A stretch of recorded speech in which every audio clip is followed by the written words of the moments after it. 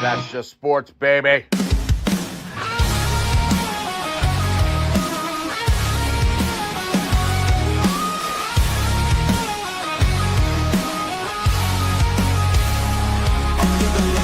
Crowd goes wild, strawberry ice bringing fire and style.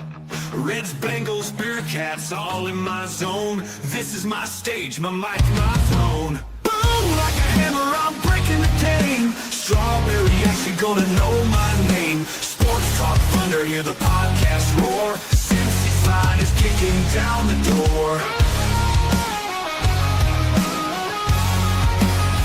Step into the ring where the passion ignites. Talking sports all day and all night. From the field to the court to the roaring stands. Strawberry ice with the world in my hands. Boom, like a hammer, I'm breaking the game. Strawberry ice, you're gonna know my name. Sports Talk Thunder, hear the podcast roar. Cincy's line is kicking down the door.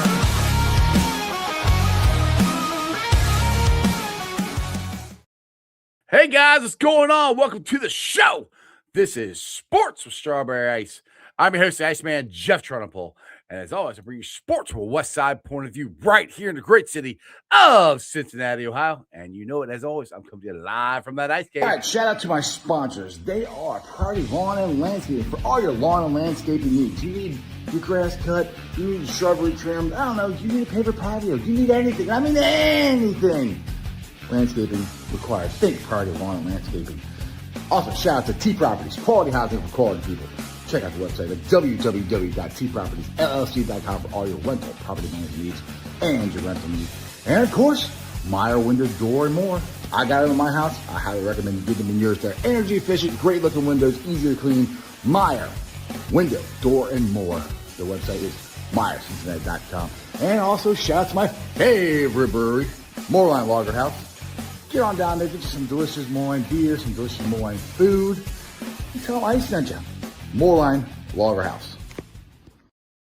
That's right. We have a great time down there each and every Sunday for the pregame experience presented by Best Day Brewery live at the Moorline Lager House. So come on down for the next home game. It's going to be in the big fest tent. It'll be nice and warm, which I don't think it's going to be freezing anymore like it has been, but maybe it will be, maybe it won't be. Either way, it's an awesome time down there. We got a big stage, big screen TV, DJ, beer, food, all inclusive. Get your tickets at the Moorline Lager House website and their Facebook page. What is up to everybody in the chat? Who we got in there first? We see we've got Stranger in there. We got Tony Blazin, Crypt Keepers in there, and Dave. What's going on there, everybody? All right, news of the day before I get to my guest. We've got the college football playoffs starting tonight. Oklahoma versus Alabama. So we'll see. I think that's the best game of the weekend right now. I don't know. It's a toss-up for me. We'll discuss it on who we think might win this. Also, we got the Bengals versus the Miami Dolphins. Shamar Stewart is activated. Maybe he'll actually do some stuff. We'll see. Maybe he shows some signs of improvement. I'll take that. It'll be nice. We'll see what happens. But we had big news today. We actually have another sports team that will be starting here this April in 2026 at the Heritage Bank Arena. It is the Cincinnati Slingers of the new International Arena Football League. They're going to be down there at the Heritage Bank Arena. I am going to be enjoying myself down there. It's going to be a great time. We've got a former Bengal with us. He is the GM of the Cincinnati Slingers. He's sometimes known as the Mad Bagger. He's Adrian Ross. What's up, Ross? Hey, you're muted. Yeah, unmute your mic. All right, there we go. What's up, man? How are you? I'm doing good. How y'all? Good, brother. All right, let's get one more person in here. We have got to get. He's a bit of an older gentleman. He's not as good. He's not as good looking as I am. You know, he's out there in California. He's soaking up the sun. He's one of the godfathers of Cincinnati podcast. That's why we call him the Godfather, Anthony Cosenza. What's up, AC? What is going on, guys? I got to get myself in the photo frame here. What is going on, Adrian? You, I'm sure do not remember this, but you were on our show a handful of years ago, right in the middle of COVID, and it's great to catch up with you. Glad to hear all of the cool stuff you've got going on, and grew up watching you on the Appreciate Bengals. that. So Appreciate yeah, it's good to see you again. I'm sure you don't remember my ugly mug, but that's all right. And I got a memory like an elephant. You know what I mean? Well, then maybe you do. You do remember the ugly mug, and I'm sorry. We need to get Adrian back out there for a linebacker. We need somebody to be able to chase him. Yes, please. All right, so Ross, why don't you do the honors here? Tell us what's going on in your life. You had a pretty big announcement today. Yeah, the new general manager for the new Arena League team here in Cincinnati, Cincinnati Slingers, in the International Arena League. Blessed to be named that. And when a couple weeks ago, it's been a process, to get me to come out here. But Tom Mitchell and Dan Lust and all these guys. You got people calling you. Yeah, you got to put on Do Not Disturb because all these people, like, don't they know you're on the Strawberry Ice Show? Of course they don't. His phone's been blowing up all day long with everybody calling him, find out what's going on and stuff. And I think he's frozen right now, so we'll have to get back to Adrian. But AC, have you ever? So I'm there. There you go. Oh, Go ahead. good. You're back. You're good. Go ahead, There you Ross. go. Go ahead, brother. You're back. Yeah. People calling me in now. They heard the news. So yeah, I just was loving the fact that what they had to say and what their goal was. To be able to bring the Arena League team. It's a international team. I think there's 4 teams right now that's overseas. There's 4 teams that are in the States, and just the vision that they have up behind it. And when they said they had a Cincinnati team, I started having talks with them, and they asked me about that fan base, and I was like, oh, I have to be a part of it because my playing days here for the Bengals, that was always one of my loves, was just playing in front of the fans. Right. Fans coming out every year. Whether we were losing or not, it was just that was my thing that I always saw, was that they were here to support. And, I just want to be a part of building something, and hopefully I can bring a championship, to the city. That's what we're talking. We want some championships here, baby. And that's what we need to happen here. And I heard you guys got a new PA announcer too, I heard. Yeah. This guy, Strawberry Ice, you know what I mean? Something like that. Gonna be out there making it happen for us. Yeah, it's gonna be fun. I'll be the PA announcer for the team, all the home games, and hopefully I will not completely screw it up and have a blast doing it. But like I said, I appreciate you guys giving me the opportunity and stuff, and it's gonna be a blast. I can't wait to get this thing going. We're gonna start here in April. So you're starting a brand new franchise here. Like, where do you start? You guys got a draft? You calling players up? You calling cheerleaders up? You got to get the cheerleaders set up. You got to get the mascots set up. I mean, what do you got? What do you got to do here? All that. Got the head coach. We've been talking to a couple of coaches, and so we're trying to finalize that. Obviously, you got to get the coach, and then you got to come with the quarterback. So here in the next couple of weeks, we'll be coming on, making some big announcements. So next up, we have the head coach and then the quarterback coming.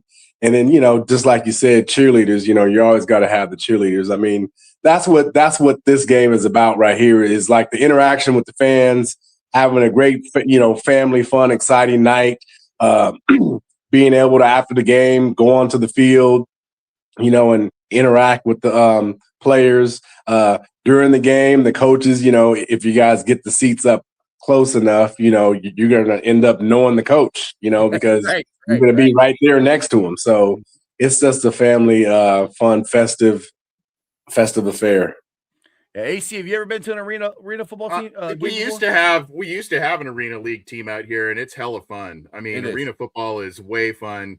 Adrian, I say this because I asked this because not only am I curious, but also a little tongue-in-cheek, because Cincinnati football is not used to having a general manager. So can you maybe just talk about what your duties are as a general manager of a football team. Oh yeah, definitely. Obviously from overseeing the coach all the way to the players, working with the coach, I should say, working with the coach, to bring the talent in as well as the facilities, the sponsors, all the way to the nights of performance, getting the PA, getting the PA announcer right here, just basically managing the whole team, and making sure the processes go well, and being very familiar with Cincinnati. That was obviously a big win and a great marriage that we had with me coming to the Slingers. Well, congratulations. Yeah, I think it's all now. I know my boy Ronnie wanted to know, Harold, how did Cincinnati get this arena team? Because I know it's international, so it's a completely different kind of league than anything we've ever had before. So there should be a couple teams here in the States and a couple teams over in Europe. Is that's kind of how it's going, Ross? Yeah. The other states teams are Vegas, Phoenix, Salt Lake City, and then you have us. You have Cincinnati, and obviously, just like I said before, based off the fan base. This is a football rich market. There's a lot of local talent. It's some good football that's played out this way. So that's going to be one of my goals too, is to try to find some homegrown talent that's around here that wants to play. And but that's why Cincinnati was definitely a market. Is definitely from the fan base that's here. Awesome. So with that being said, you be the general manager here. We got a lot of people in the comments here saying, you got this job, then you move up and you be the Bengals GM. Well, I might vote for that. Hey, I got love for my Bengals, obviously. I've seen the Browns over there in my agent days, when I'd be out scouting talent and looking for players to sign, into them at the Senior Bowl and the Combine, for many years. But that would definitely be something. And we're hearing a lot of talks over there right now with, general manager or lack thereof. Exactly. But I got somebody down below here. He's a pretty good evaluator of talent. So Dale down here, but he might be able to help you out to try to get some local scouting here, because he's got his own Project Game Day draft guide that he does a pretty good job of. By the way, Dale Ross Dale. Yeah, what's up, Dale? Nice to meet you. Nice to meet you too. Dale's jacket looks like Adrian's hair back in the day when remember when you dyed it? Yeah. It's like we have two total versions here. AC's in a tank top, and Dale looks like he's in Antarctica. Bro, I got 3 layers here in the garage. Like, I am shivering and cold, and I am layered up right now down here. Way to be, boy. Ross got here from Texas, and I'm like, dude, when'd you get here? Because it was freezing. But you were in an interesting city this weekend. I was talking to you earlier today, to honoring a hated a Steeler by Bengals fans. I would just put it that way, because I'm not going to reiterate what I said on the phone to you, but you were going there in Pittsburgh and checking out some guy named Joey Porter, right?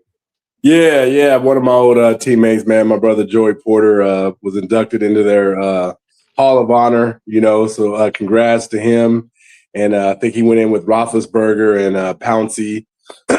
So me and Joey were college teammates. So that was a long time coming for him. So it's been real good now to live and to see some of the greats that I played with get their kudos. Corey. We were all able to see that with CD getting into the Bengals last year. Mm-hmm. Now seeing Joey get in. Way overdue for both of those guys, and hopefully the next thing for both of them is the Hall of Fame. Those were two very, very talented guys, very, very special guys for their for the positions that they played. Not too many guys like Joey Porter, like a Corey Dillon, at their position. the size and speed of a Corey Dillon and the toughness and, the size and speed of a Joey Porter and the versatility, to be able to come off the edge, to be able to get, to play the stand-up backer and nickel and dime and to get picks, and so I'm really happy for those guys. Yeah, I think it's crazy that Corey hasn't gotten in the Hall of Fame yet. I still don't understand that. We're all working here hard to try to get that done. It sounds like Ken Anderson is getting closer, but AC, do you know they won't announce him until Super Bowl, right? If he does it, even if it is for the I think it's around that time, and obviously there's the pool of senior candidates. They whittled it down to 5, and they can take a maximum of 3, but he is in the company of Robert Kraft, Bill Belichick, Roger Craig, and I think Elsie Greenwood is the other one that he is with. So he is super deserving, and he deserves it. But that's a tough class to whittle down to 3 at maximum. So if I had my vote, just personally, I would say Belichick, Ken Anderson, and Elsie Greenwood. But and it's no disrespect to Mr. Kraft or Roger Craig, because Roger Craig was a hell of a running back in his day too. But that's where my 3 would go if they're going to cap it. I would put it that way too, and then hopefully we'll get another one of Ross's former teammates in there, Willie Anderson. We know how close, how close he's getting in, or do any word on that? Anybody have a feel about that? How close Big Willie is to getting in this year? Crickets. Wow. Nothing. Hey, he ain't getting in.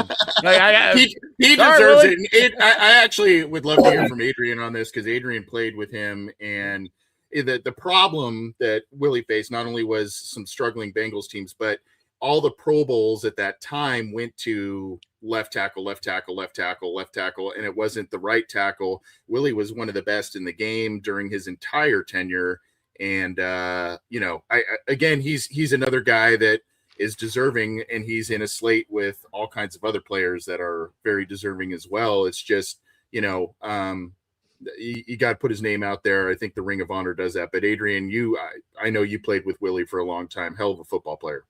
Oh yeah, hell of a football player.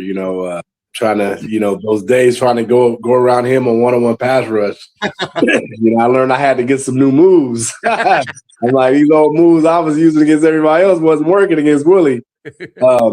But yeah, solid player, man, for years, Willie. And, I think that it's just what we've been seeing. I mean, with just the Bengals in itself, in terms of, former Bengal players going backwards with how TV was, with how media was, hell, I played 6 years and wasn't on a Monday night. I never played Monday Night Football. We're sorry. Right? We can't play for the Bengals. We're sorry. So that's, I think that obviously plays a big part in terms of, the people out there seeing you and actually knowing what you really did. And, we've had a lot of talented players here, a lot of greats. And this is a lot more, there's many more guys that are hyped, like just not to get off of him, but just real quick, in terms of like Chad Johnson, would you guys say Chad Johnson is better than Dez Bryant? Yes. Right? Mm-hmm. I would. Easily. Yeah. And then, but you go backward and you look during that time, because the Cowboys throwing up the X and Dez Bryant and all this, and I'm like, what's all this Dez Bryant talk? But he's on the Cowboys. Mm-hmm. And I think that's a part of what affects Corey, what affects Willie, and what affects the guys on the Bengals is, it's just playing for the Bengals. And a lot of it was, the nation didn't see us a lot. Me as one of the hardest hitters ever, like my hits, it doesn't get, I'm not known for hitting, or when they show those highlights, there's not anything. You should be. You sent me a couple of videos. I'm like, damn, I forgot how hard of a hitter you were. laid the wood to some people. All right, Dale. So what's your thoughts on this whole Willie Anderson? And we talked about this before, the bias against the Bengals, just like Adrian just said, Chad Johnson, Dez Bryant. Dez Bryant got more pub because he's a Cowboy. Willie should be in there. AC should be in there. Corey should be in there. I mean, what's your thoughts on all this? Yeah, I mean, Willie, the best right tackle in football. You can make the argument right now, Lane Johnson, who's still playing for Philadelphia. But prior to that was Willie Anderson. I mean, a consummate pro, just the man. And everybody that went against him knew how good he was. He has some accolades, doesn't have all the accolades he should because, as AC mentioned, the bias for left tackles then. Now I feel like if he was playing now, these past 15 years, he would easily be a Hall of Famer. He deserves it. It's long overdue. Same thing with Ken Anderson. But if you don't mind, I want to ask Adrian, like, the mindset of an undrafted player coming into the league. Like, what was your mindset going undrafted? Like, were you upset or were you like, no, it's time to work? And, now that you're doing the arena football thing, like, hey, there maybe some of these guys, hey, this is still an opportunity for you to show yourself. Oh yeah, definitely. I mean, to answer your question, I was both. I was upset, and it was a different upset. It was an upset of things I didn't change because growing up, everyone raises you up and they're like a team player, a team player, a team player. So I felt I was a team player and I wanted to do what was best for the team. And it actually worked in terms of college. We were 11-2 with Colorado State, best record in school history ever. But I played defensive end. Right. And I was really a linebacker, and not just a linebacker, but I'm really a middle linebacker. Right. So because I did well at defensive end, I think that's what affected me in coming into the NFL was they labeled me back then a tweener. He's a tweener. Remember, it was a tweener back then? Yep. Now I look up and they call it edge. He's an edge rusher. I'm like, what happened to that? He's a hybrid. He's a hybrid. Yeah, I'm like, what? So now you look at all these guys come out of high school and they're like, edge rusher. And I'm like, so, that was something that affected me. But I study football. And so I think, with the people I met and, the guys I met, but I think one thing, like my dream was when I was coming up and studying, I actually played with the Bengals on Madden. I'd play with Icky and, what was it? What was 21's name? Was it Brooks? Brooks was the running back. McGee, and I would just, people would be like, the Bengals? And I'm like, yeah, like I'm killing y'all with the Bengals, and it was just because I'd always try to pick a team that people didn't play with. I never thought that I would go, and play for the Bengals. But a lot of guys were coming out of CU going to Pittsburgh. And I remember seeing this defense, and I was like, did I just see a linebacker that was lined up at the defensive line position and drop back? And so I looked and I saw that the defensive coordinator was Dick LeBeau. And so I kept, saying, oh, this 3-4 defense and this zone blitz. And I was studying it. So the draft goes through, like you said, I'm pissed I didn't get drafted. And Jacksonville Jaguars are calling and the Bengals are calling. And Jacksonville kind of hit me with, yeah, we think you can play middle linebacker for us. Well, now they actually saw me as a middle linebacker. And then the Bengals were like, yeah, we see you playing all the linebacker spots. I'm like, yeah, that's me. I'm pretty versatile. So they see what I can do. And I'm like, who's y'all's D coordinator? And they're like, Dick LeBeau. Uh-huh. And that's all it was for me. It couldn't have gone any better. Right. It was like, that's who I've been looking at. That's the defense I want to go to. And it's like, what? Like everything I've been looking at the last few years, all the way to when we went to the Holiday Bowl in 95 in San Diego. We're down there and we saw the Steelers in the mall. I guess they were playing the Chargers. And I remember seeing LeVon Kirkland. And I was like, damn. I'm like, that's a linebacker? And then I remember that big tight end they had. I think it was Eric Green. Yeah. Huge tight end. Uh-huh. Yep. So I just knew, I'm like, well, I got a couple more years. I got to get a little bit bigger. But, it's been full circle. I saw LeVon Kirkland up there at Joey's thing, and then here at Cincinnati, one year when Brian Simmons got hurt, I was able to play the buck. I was able to play the middle. That's where a lot of my knockout hits came from. And, so it was how it happened. I wish it would have happened another way monetarily, but, it still happened a good way where, it's very memorable and very satisfying for me. You brought up Dick LeBeau here. So what was it like playing for Dick LeBeau, one of the greatest defensive coordinators ever? Yeah, it was awesome. I mean, especially for me thinking that I knew football and getting here and going, whoo, this thing is moving fast, boys.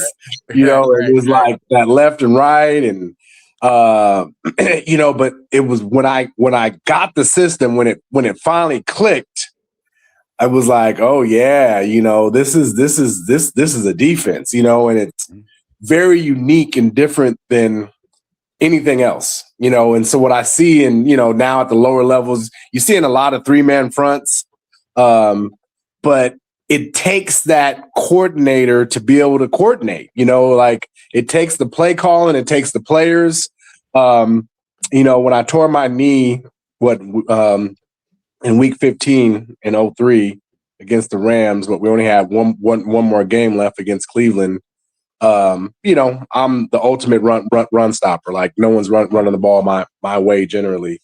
And we played Cleveland Browns with me in the game, held them to 69 yards. That last game I missed, the infamous Corey throwing the uniforms up into the stand game. Yep. Cleveland ran for 269 yards without me on the field. Was it William Green, right? Is that who it was? It was Suggs. Oh, Suggs. Lee Suggs. Yeah. It was made Lee Suggs, and even then it wasn't nothing. It was almost like, oh, like why did he run for because I wasn't on the field, right? And like that was never said. They didn't want to bring me back the next year, and they struggled for years to stop the run. They still have. I don't think they fixed it yet. Yeah, so and that's those are things that happen. Now that was the first year at Marvin, and whatever they didn't, whatever happened with that. But with LeBeau, I think he did a great job of identifying every player's talent, and then he maximized his play calling to fit the player's talent. So where I was going when I tore my knee and then the Bengals cut me, I went to Pittsburgh, and LeBeau was at Pittsburgh, right? And when I arrived in Pittsburgh and I sat there and watched and I saw, and I immediately said to myself, I saw what LeBeau was trying to build in Cincinnati. And it sucks that he was, fired because we were right there, right? It was like, he was right there. When I got there and I said, okay, I see the backers. Pretty much we had the backers. Didn't necessarily have that D-line. We didn't have a Casey Hampton or anything. But then I saw Palomalu. And I said, oh, my gosh. I see what he was trying to build. And we were that close to building it here in Cincinnati. And, 2004, I think they lost to New England. And then they went and won it the next year. But LeBeau was just so awesome in dialing up defenses, man. It's like to this day I can't even believe it being older, because you start to understand a lot more things when you're done than when you were there. Right. Yeah. Good. Sorry, do you mind if I just ask a question? Because Adrian provided a nice segue. Obviously, there's a lot of talk about potential change, head coaching or otherwise, with the Bengals this year. I'm sure you've heard a bit of those rumors.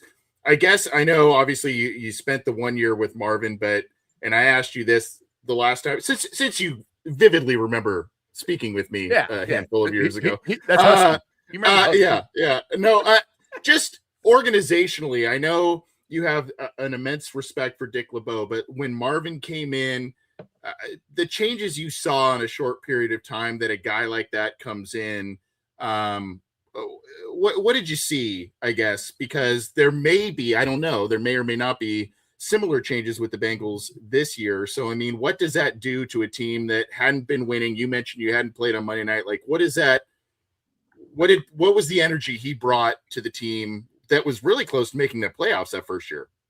Right. Yeah. If I wouldn't have got hurt, we were going to playoffs because nobody's running for no 200 yards when I'm on the field. No, it's your fault, Ross. It is, man. And we would have went 8-8. We would have went 8-8, man. But it was weird because you had a whole entire new staff, and so everybody was on pins and needles, and I don't think that I was able to get the full Marvin Lewis that became the Marvin Lewis over the years, right? Because I think he did what he needed to do coming in here year one. So I was a year one guy for Marvin, and he was another coordinator that different than LeBeau, because LeBeau was the coordinator, then the head coach. Marvin came in defensive mind head coach. So the things he would say, it wouldn't be a lot all the time every day, but I learned a lot from him, from the things that he would say. And, it really helped me out. And I liked that one of the things that he did, he changed just the optics there. When we moved into the new stadium, the walls just stayed white. From when we moved in 2000, you walk to we walked to our meeting rooms, and I mean, you wouldn't even think the Bengals had ever went to the Super Bowl before. There was nothing up there. There was no signage up anywhere. I mean, if you guys remember, like the games, there wasn't that jungle stuff. There wasn't nothing around the stadium or nothing. I remember that. So Marvin came in. I remember going to meetings. You're like, oh, like there's a picture, and you're like, okay, so he started implementing that, and he started changing up stuff, with captains, and he did a lot. Marvin Lewis did a lot for the Cincinnati Bengals, and I was able to continue to watching it. I didn't get to get that much of it when I was there because he had to do a lot of the changing, so he had to lay that hammer down. He had to get rid of some guys. And I think that was the one thing a little bit over that they kind of did. I think when they came in, they had this, we're at Cincinnati and no one here is really good. I felt not necessarily Marvin, but I felt a lot of the coaches on his staff had that mindset. And I'm kind of like, I just kicked your ass last year. Like, you didn't see me. You don't know who the hell I am. Right, you know what I mean? I just was whooping your ass last year when you was at Baltimore.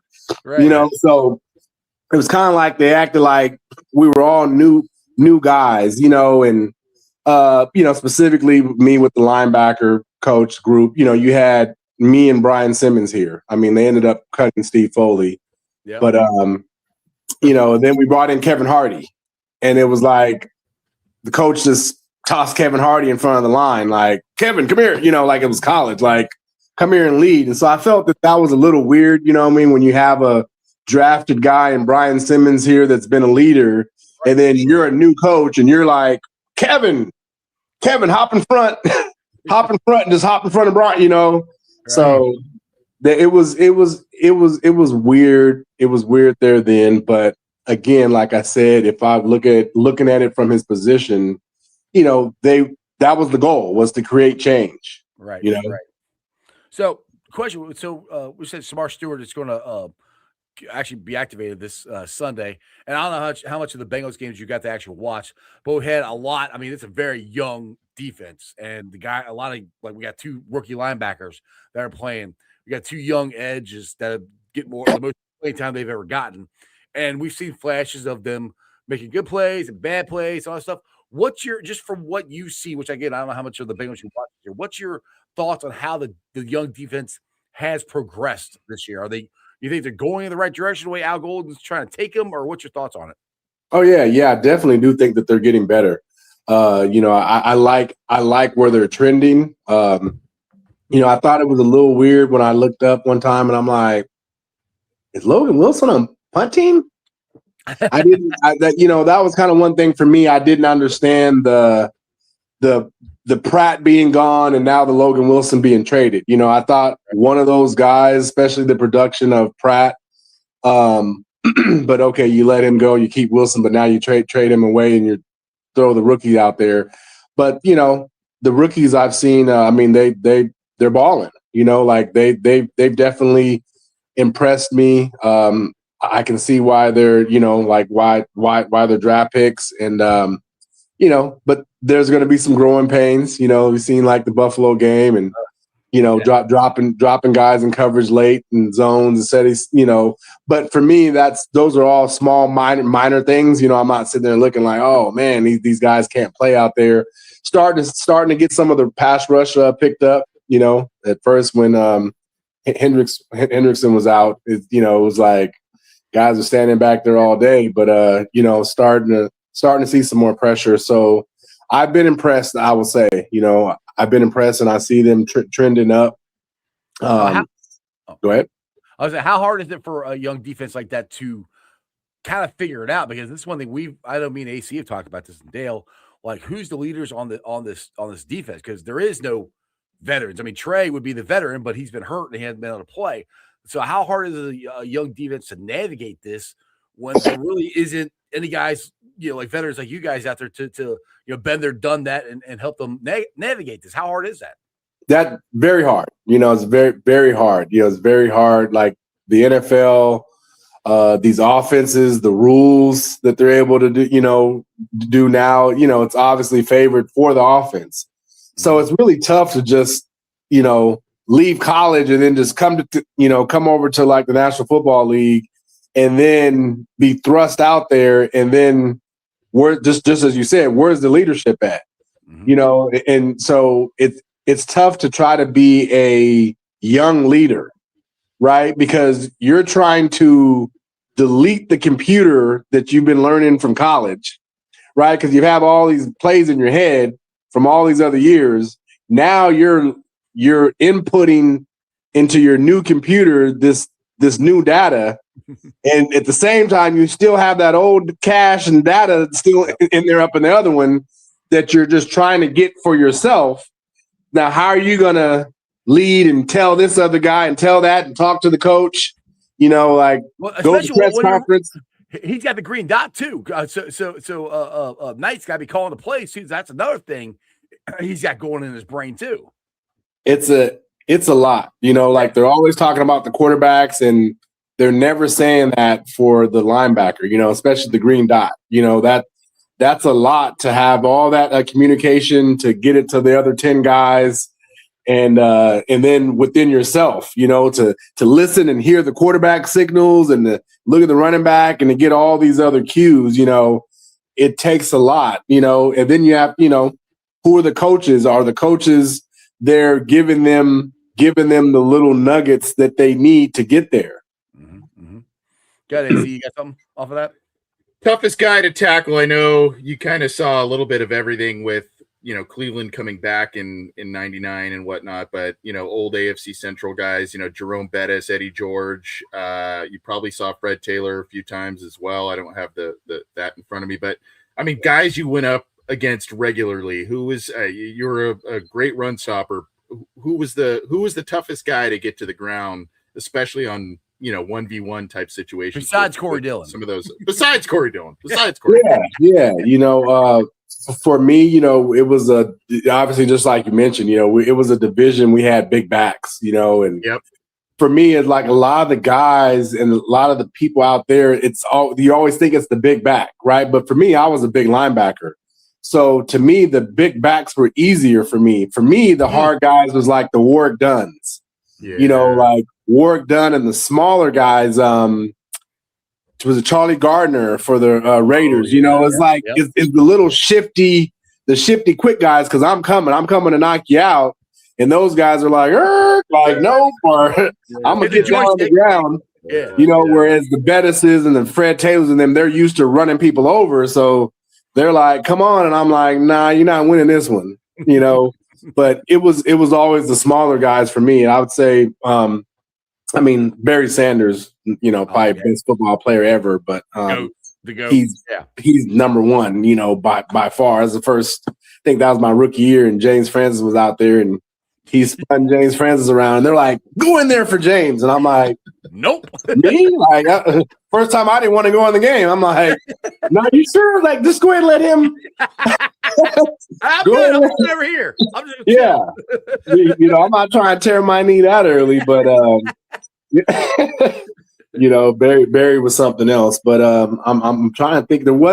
We didn't have a lot of small guys we went up against, so maybe that was it too. But I would just say those smaller guys. Not that I wouldn't get them down, but I couldn't get a solid hit on them. Right. Right. Because they just knew how to get down. Yep. All right, I got a couple questions here for you. Paul Basteau, do you think Trey will be back here next year? Oh, you asking me? Yeah, Ross. Yeah, sorry. Woo! From what it looks like this year, I'd say no. Yeah, I think he's walking after this. I think that ship has sailed. I think they thoroughly screwed that up, or however you want to put it. I think the bridge is burned. And then we got another one here. Again, I don't know how much you watch of. I'm sure you watch football, but I mean, Adrian, if you're the Bengals GM, who are you taking in the first round of the draft? We're probably a draft right now. We're drafted 9th or 10th. I mean, we still got 3 games left, but that's where we'll be if the draft was today. See, I've been watching pro. I haven't watched too much college, but I mean, it has to be a lineman. Mm-hmm. Has to be a lineman. I mean, you got to protect the investment. I mean, we have the number 1 slinger back there, and we got the wideouts. You're going to have to protect the guy. That's what we've seen from all the other years. That's what I've known from playing against. When I look back at the good teams, when I was playing, I'd go Tennessee Titans and McNair. And I look at that front with Malway and these guys up front, Brad Hopkins. I look at Baltimore didn't have a quarterback, but that line, I'd look at that line and I'm like, we got to have guys to protect them. So I don't know who the top linemen are out there, but that's who me as GM, I'm bringing in some guys to protect my guy. So this is where we need Dale to jump back on, because he's our draft guy here. He'd be the best one to answer that, because unfortunately we're talking draft because the Bengals, well, for 3rd year in a row, did not make the playoffs. Yeah. So I got one for you, Ross. All right. So have you heard what Joe Burrow said this week in his press conference and stuff? Talk about how he wants to have fun and playing football, and he thinks he's going to play for the Bengals next year. And they've asked him if he's thought about playing for other teams or whatever. And he says, yeah, he's thought about it. And people have taken this and run with it. Like, oh, he wants out of here. He wants this. He wants that. What are you taking that as? I mean, I think it's real, like it gets frustrating. You're getting injured. You're getting hit. You're losing. It's cold. It's cold. I feel that. It's not, especially someone like, when I saw him play in college and I saw how he moved the chains. Mm-hmm. I love a quarterback that just finds a way and can move the chains. And I'm like, that guy's a winner, right? So it's tough when you get to another level and you're not winning, right? And not only are you not winning, but it's almost like you play and you're known this good, and then he wears it on his chest. I think that he knows how good he is, and those are guys that you want to be the leaders of your team. And we've seen him do it.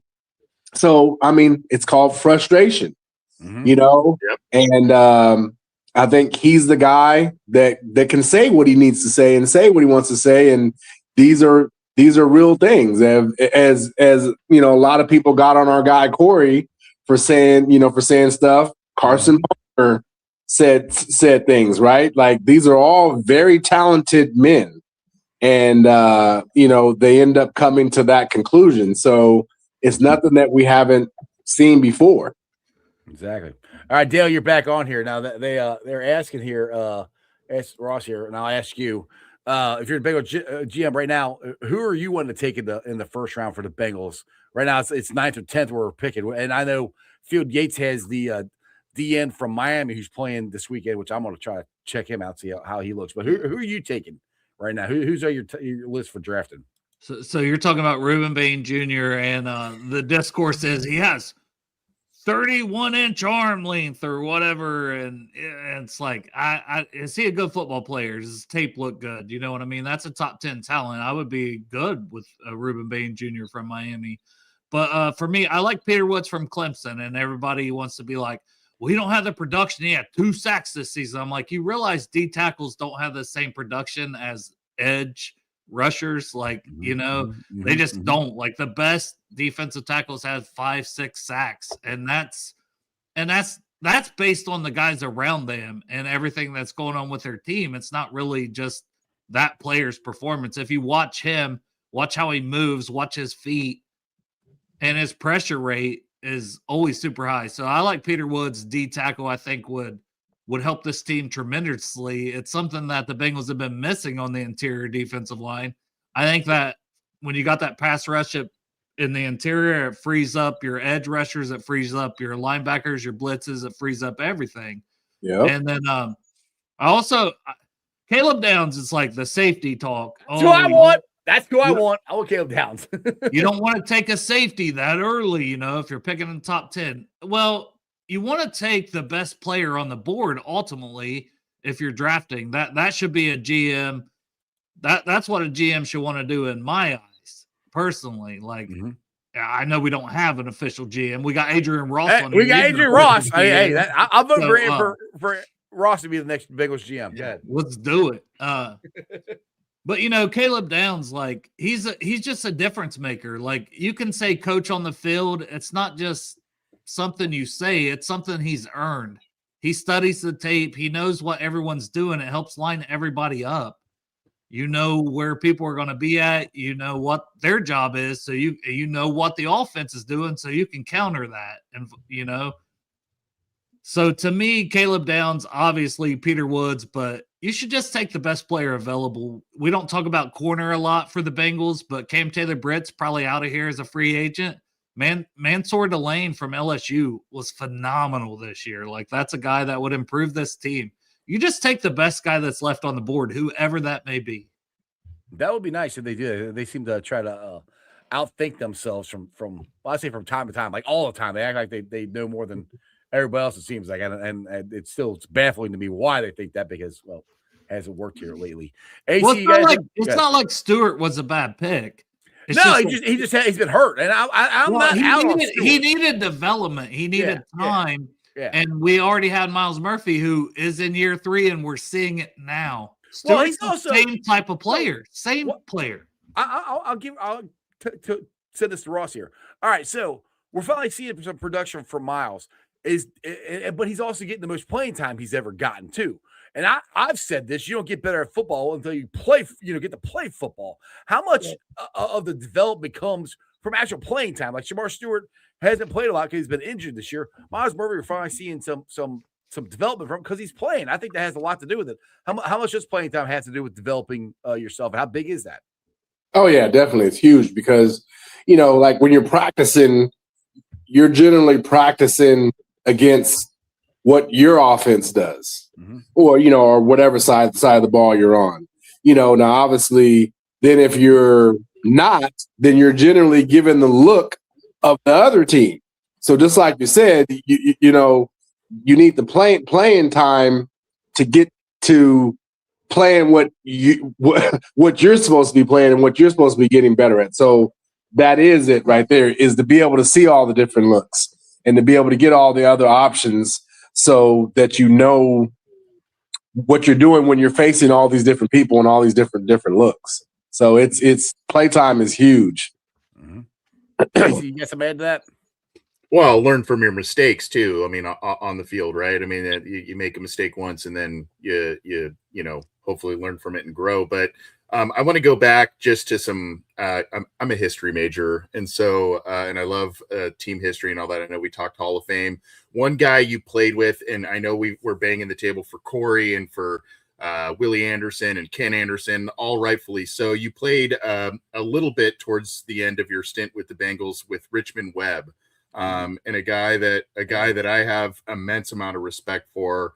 I think he should be in the Hall of Fame. He's kind of been in discussions, but again, continues to waver out there. Obviously, I still want to obviously know about your team that you're going to be spearheading and things that are going to be coming up with that. But just your thoughts on Richmond Webb. I know you spent a short time with him, a guy I've got a lot of respect for, and I think should also be a Hall of Famer with a lot of the guys that we talked about earlier. Yeah, I agree with that as well. I mean, all the way back to the Dolphins, man. Like Richmond Webb, just like you said, solid man. I mean, a phenomenal player. Just like you're saying, at left tackle, that dude was a monster, man. Great feet. Just a technician. I forgot about Richmond Webb, man. He played so long. Yep. He played so long that we were fortunate enough to get him out here. I don't know how long he was with us, but I think 2 years maybe. That's all I thought it was his last 2 years. Yeah.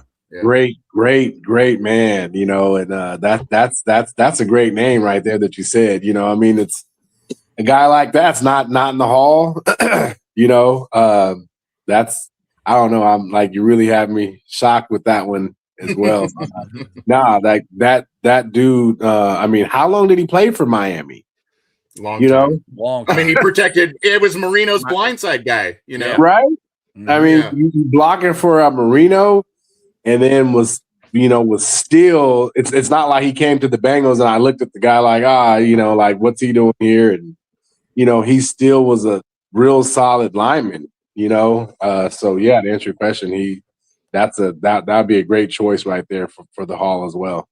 All right, so I got another history question here for you. You've probably been asked this question before, but did Chad Johnson really live in the stadium his rookie year? Yeah, he was sleeping down there. he was sleeping in there sometimes. How much McDonald's bags did you find laying around there? That dude always had that stuff, man. Chad.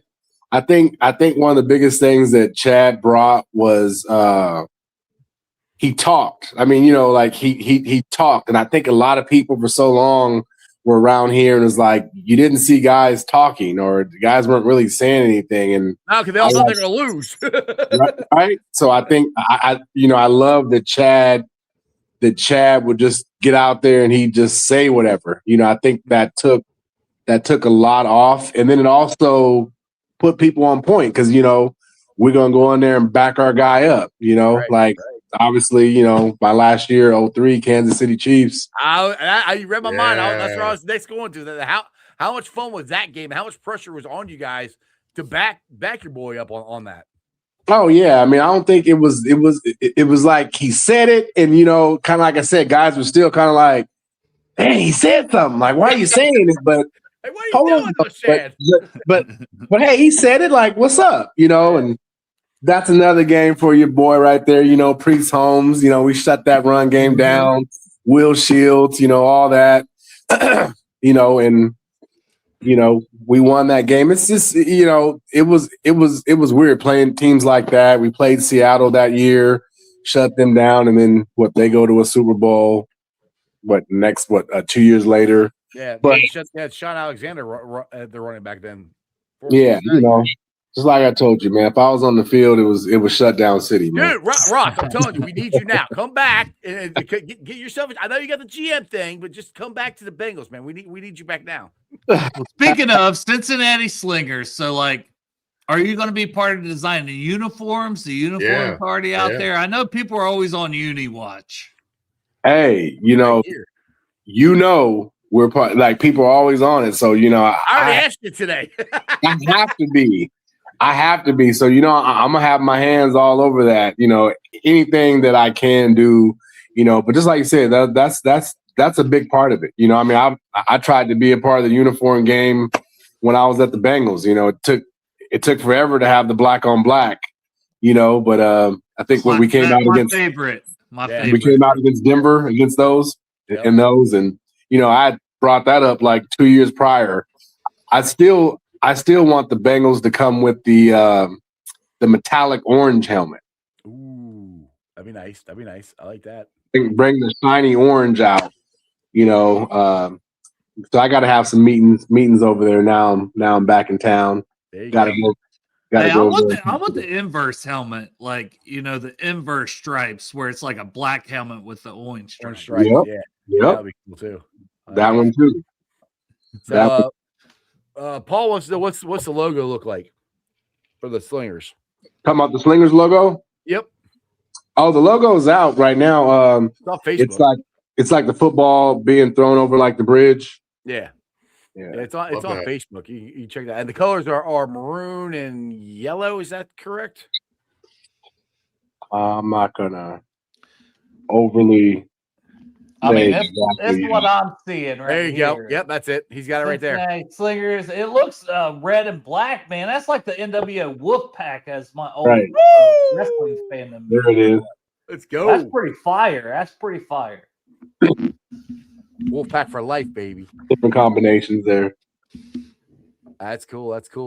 And that kind of if it is the red and black, that's the Cincy Bearcats. You could get a lot of love there in the city with that too. Right, the same colors, exactly. Yeah, come out. You got to come out with an all black uniform, though. You right? Yeah, you already know. Come on, that's happening. So when do tickets go on sale? How do people get them? Season tickets, all that cool stuff. You'll be able to go to CincinnatiSlingers.com. All that's going to be ramping up now. Mostly now is all the season ticket packages. It's great price. You're not getting hit over the head. So you can fully get the season tickets, but you'll be able to go to CincinnatiSlingers.com and check everything out. Obviously, these are the beginning stages and whatnot, but everything's going to be updating weekly. Like literally days. It just got announced today. So. Well, congratulations. Yeah. And I'm looking forward to this, man. I'm looking forward to it. I think it's gonna be fun. It's gonna be a blast. It's gonna be a family friendly environment, and we're gonna. Oh shit! I ain't invited then. Well, we'll have to have a Rumdale night, and Dale just shows up. Yeah, Rumdale night. There you go. Yeah, Rumdale night once a year. Hey, Adrian, I got a quick one for you. If Mike Brown well, if he calls somebody husky, is that a compliment or is that a slight?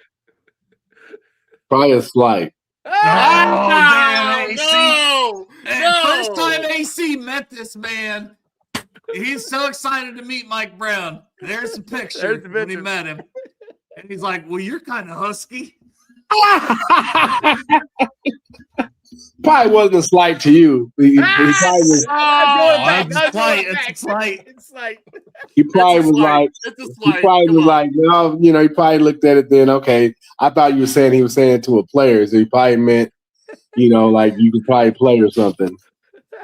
Yeah, see, that's what he was saying. He thought you were a player. See, that's it. Yeah, you never know with that guy. You never know with that. There's backhanded compliments and I don't know. Oh goodness. All right, Ross, man, I'm gonna let you out of here. About anything you want to plug before I let you go? I know we got other shows. I'm gonna have you back on here. Yeah. Nah, we would be back on here. It's good talking. Let's see if we can get a win this weekend. Something.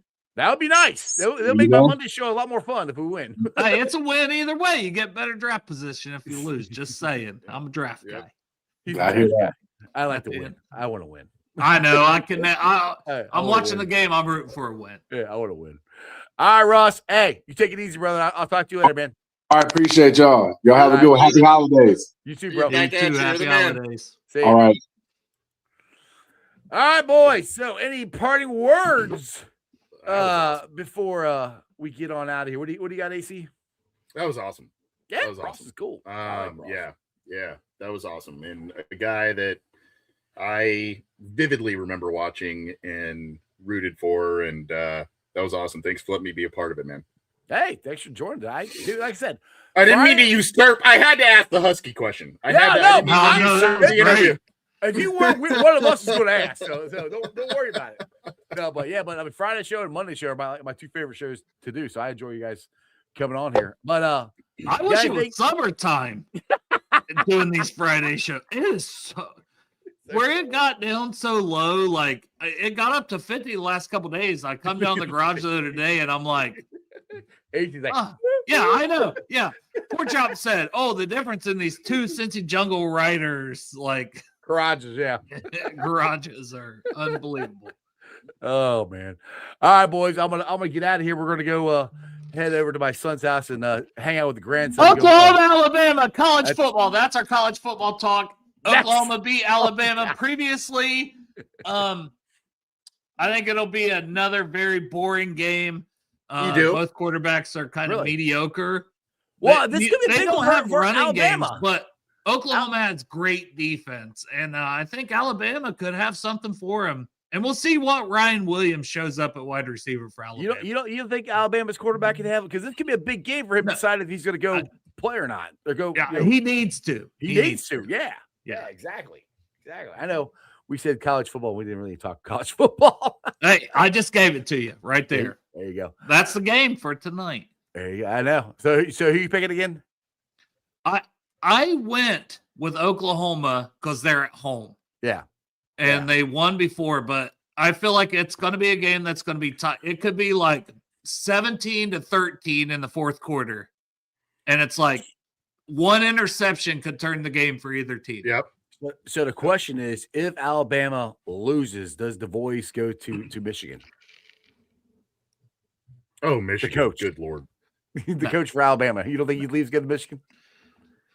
I don't think anybody wants to go willingly to Michigan right now. With right. Yeah. If you're a Michigan man, and no offense to Drew Garrison, because he's a Michigan man, but a Michigan man don't mean very good things anymore. Like it just means cheating and lying and threatening to kill people. They do some wild shit in Michigan. There's wild stuff. I will say that. All right, so you got Oklahoma winning. AC, who you got, Alabama or Oklahoma? Don't have a dog in the fight. Want to see a good game. I'm kind of with Dale. I don't think it's going to be a score fest, that sort of thing. I do think it's, the one turnover game type of thing. So I'm kind of leaning a little Alabama, but I feel like both teams are pretty good, but I don't know that either are going to advance all the way regardless. Yeah, not really contenders. Yeah. It's just going to be a high profile game with two high profile programs, and I think it's the best game of the weekend, though. Be honest, it really is. I don't know. Tomorrow at noon, Texas A&M and Miami. I think I think Texas A&M's going to smoke Miami. They're at home. They usually have a pretty good home field advantage. But Miami has dogs in the trenches. Yeah, but they've had dogs who have sucked too. Messador. Dale, what do you think about Ole Miss now that Lane just bailed? Lane doing Lane Kiffin things. Do they even show, or do they? Are you thinking that they're they beat Tulane by like 30 or 40 earlier in the year. They're going to beat them again by 30 probably. With or without Kiffin, yeah. Just too much talent. Yeah. Right. I think they could even win in the second round. I don't think, because they would play Georgia, and I don't think Georgia is. I think Trinidad Chambliss may be a better quarterback than Gunnar Stockton. I don't even think that's a hot take, but I think they have a better coach, obviously, because Kirby Smart. I mean, Ole Miss don't have one, and I will never count out Kirby Smart to game plan in the playoffs.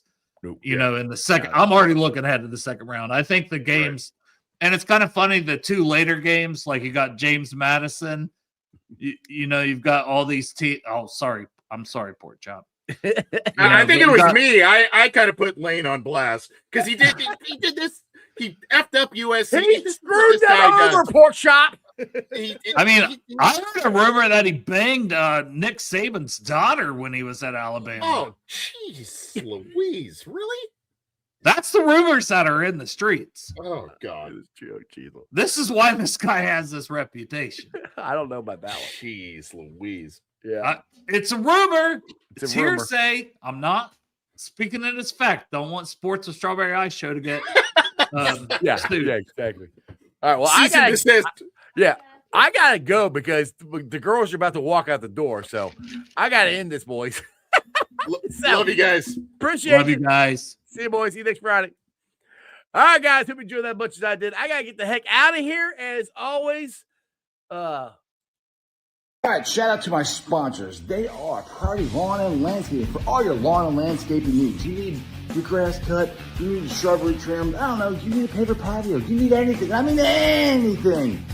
Landscaping required. Think Priority Lawn and Landscaping. Also, shout out to T Properties, quality housing for quality people. Check out the website at www.tpropertiesllc.com for all your rental property management needs and your rental needs. And of course, Meyer Window, Door, and more. I got it in my house. I highly recommend you get them in yours. They're energy efficient, great looking windows, easy to clean. Meyer Window, Door, and more. The website is MeyerCincinnati.com. And also shout out to my favorite brewery, Moorline Lager House. Get on down there, get you some delicious Moorline beer, some delicious Moorline food. And tell them I sent you. Moorline Lager House. all right, guys. Remember one thing and one thing only. That is Who Day for life. Everybody throw it up. Have a great weekend. That's just sports, baby. See ya! Another great show. You guys still here? The show's over. You can come back tomorrow. I'm out of here. See ya.